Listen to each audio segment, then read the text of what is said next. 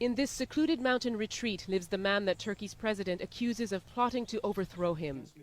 Fethullah Gulen, an Islamic cleric who used to be Mr. Erdogan's ally, now seen as a dangerous rival. Despite ill health, he's taken the rare step of publicly defending himself.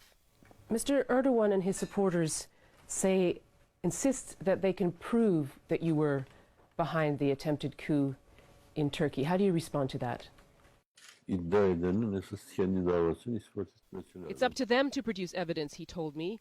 He condemned the coup attempt as treason and said he would have tried to stop a takeover if he'd known about it. My attitude is that even at the helm of the country, there are people who would like to repress me and suppress me and oppress me at the level of blood-sucking vampires. Then I do not want them to be removed in anti-democratic means. This is my attitude toward any and even the idea or the consideration of military coup.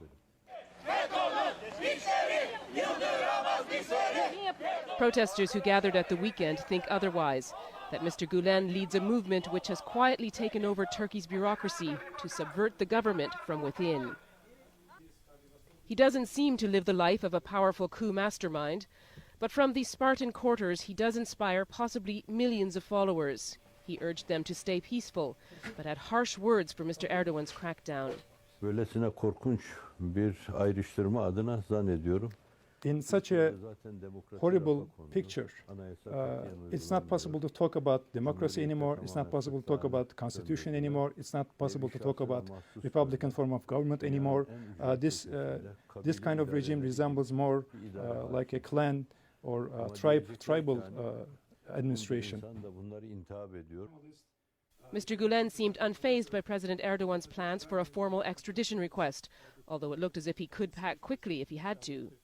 But this could create headaches for the U.S. government. This is not going to go away. Turkey's president is intent on pressing his case. The Americans want to see evidence that would stand up in a U.S. court.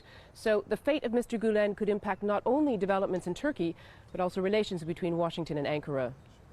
Barbara Platt-Usher, BBC News, Saylorsburg, Pennsylvania.